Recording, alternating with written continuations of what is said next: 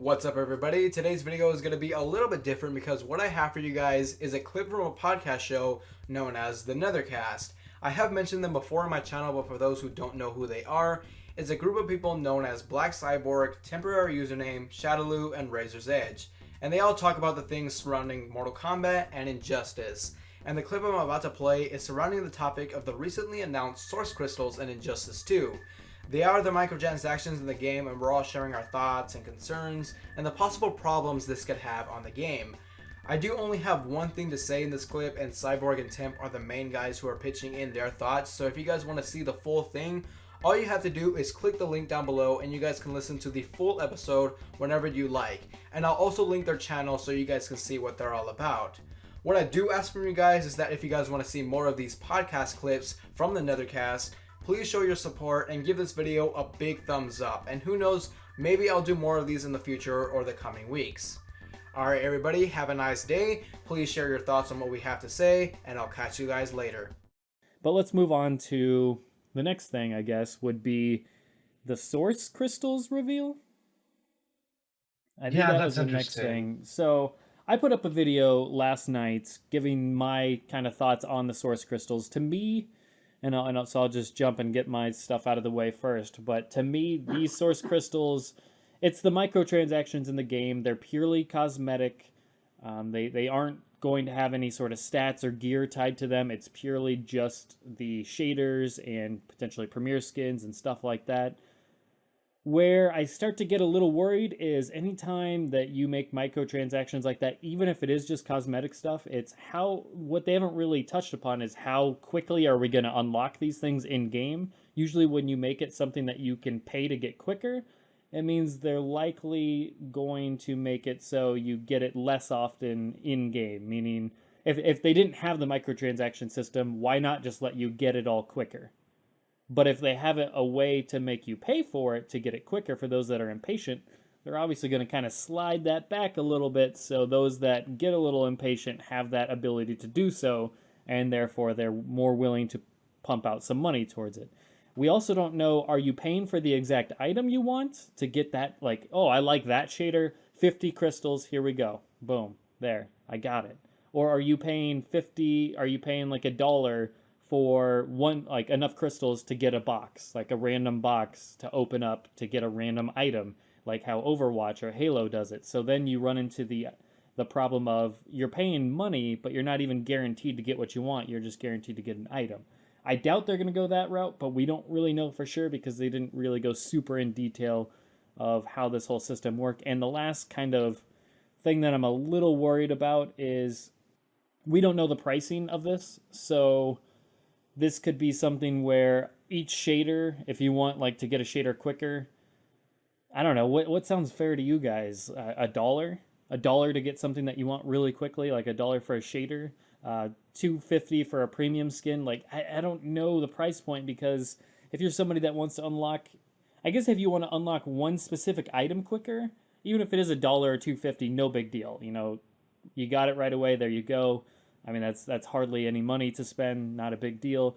But say you're somebody that wants several things for several characters quicker, if you're paying $1, $2.50 a pop, that can really start to add up to be quite a lot, much more so than if it was just put in a skin bundle and charge you $5 for it. So that's kind of where a microtransaction system can come back to haunt you and bite you, is you actually are more likely to spend more money on them, and thus that's how they get their money. Which I'm all for them. I said this in my videos. I'm all for them getting as much money as possible. That means a larger budget. That means they might support the game longer, more DLC, etc. I'm just a little bummed that I guess they're going to do the paid DLC, the Ultimate Edition, all that, as well as the microtransaction route. But ultimately, I'm not too bothered by it. Well, that's my biggest concern, is how much, like, Street Fighter V Zenny do I get with my Ultimate Edition copy of Injustice 2? That's really where I'm like, okay, well, I'm paying $85. So what are you giving me any money?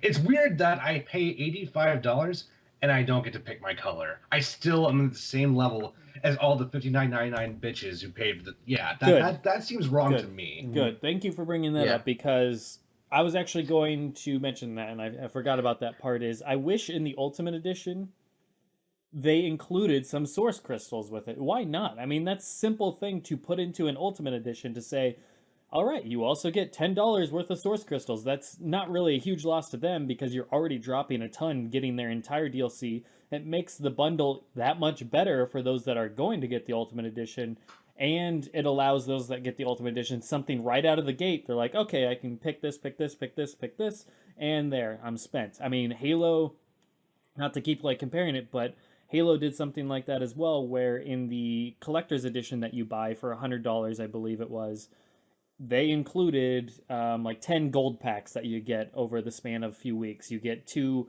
gold, or it's 14, I believe. You get 2 gold packs for 7 weeks, and they just give it to you in waves. And it's just an added bonus of getting the collector's edition. Why not for the Ultimate Edition? I don't know. I feel like that's something we should be pushing for as fans in the community, because that's something they could add on if they haven't already thought about something like that. They could add on here, give them $5 or 500 source crystals or 1,000 or whatever. You know, it's hardly a loss for them, and it's just a nice little incentive for the fans. They're underselling how complex this system is and how varied the pricing is going to be, because there's so many different items and mods and colors. They're trying to say, like, you know, this is not a big deal, but they're not showing us everything. A lot of it's still silhouetted. So Yes. that's my concern. Yes, absolutely. There is reason to be concerned. I think it's okay to be optimistic and say, you know, this isn't a big deal. But until we know the details of it, we don't really know if it is a big deal or not, because a lot of the important details that are going to make this what it is and make it a pass or a fail or really okay thing or really kind of, man, they're just gouging us left and right for a little bit here, a little bit here, a little bit here. We don't really know until we know the drop rate. Until we know if every item that's going to be source crystal required is going to drop in game itself. Because I noticed a lot of times, I know Sean Hemrick said this, and I know on the website it actually says many of the items will be in game or something like that. They didn't say all the items. They didn't say every single item would be in the game. They just said most of these you can get in game or something like that. So then that runs into, oh man, my favorite color I have to buy. And then you're like, you're paying for a palette swap essentially, and that, I don't know, it can get nasty real soon. So I don't think this is something we should just write off as okay just because it doesn't come with, you know, the stats and stuff like that attached to it. It's not pay to win, but just because it's not pay to win doesn't mean it can't get bad for the player. Yeah, pay to win is just one possible problem. There's other possible problems too. Like overcharge me for aesthetics, that's a problem. It's not as bad as pay to win, but it's close. Right. Like, I'm not even worried about the pay to win anyway. I'm gonna be fucking ranked. We're playing with my online friends. No, I know. Pay to win, I don't give a shit. But don't make me pay like $5 for the color blue. That's what fucks me up. So. Well, yeah.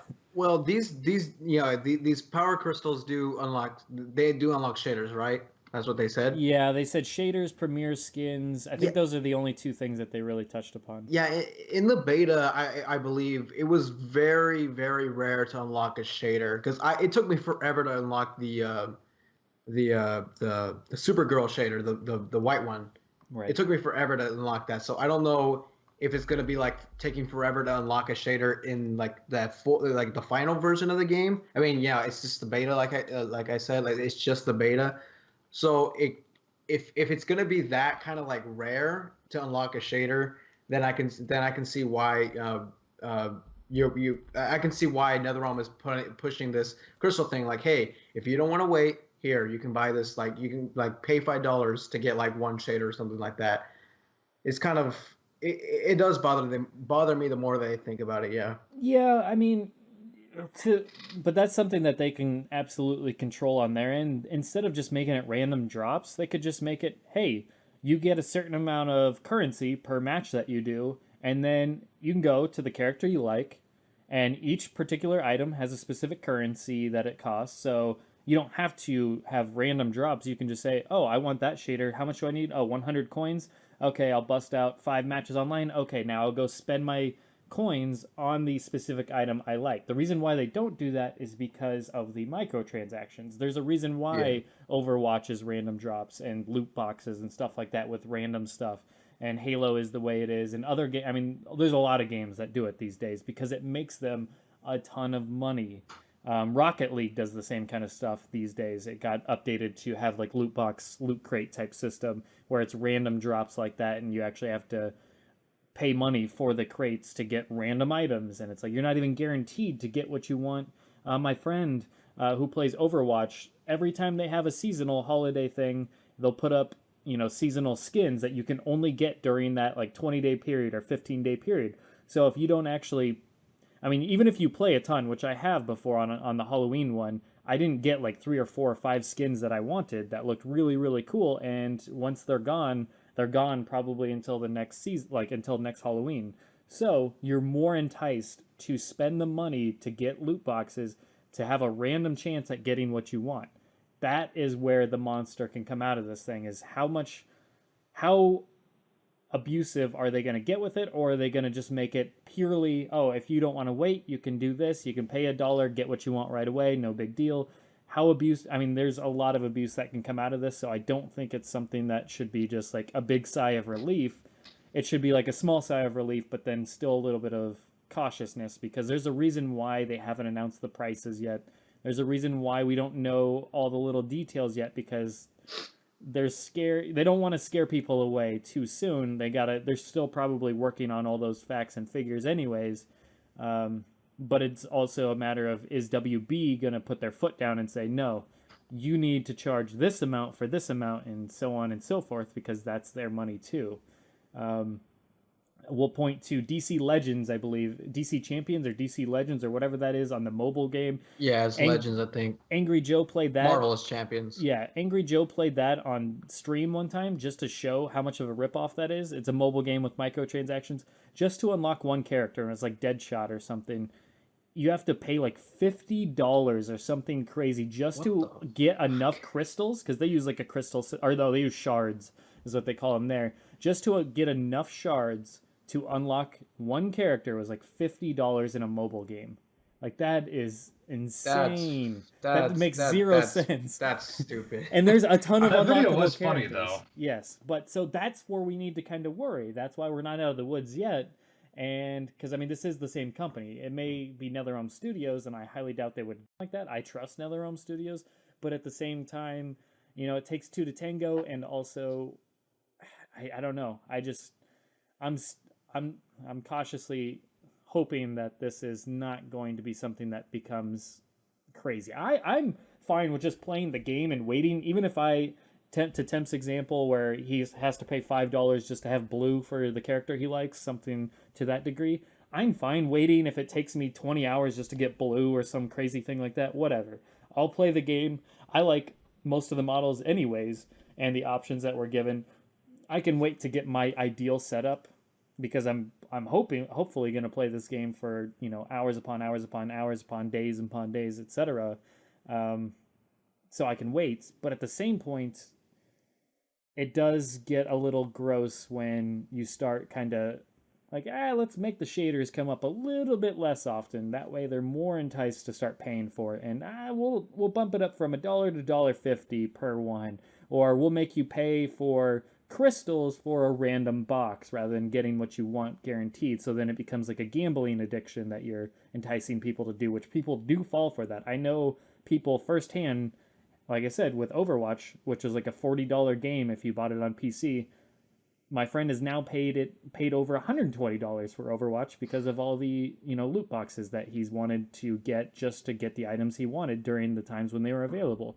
I mean, that's how bad this can get. Way more than if they would have Overwatch just put out a costume pack, which probably would have been like $10 to $20 tops, and got all those costumes for that amount.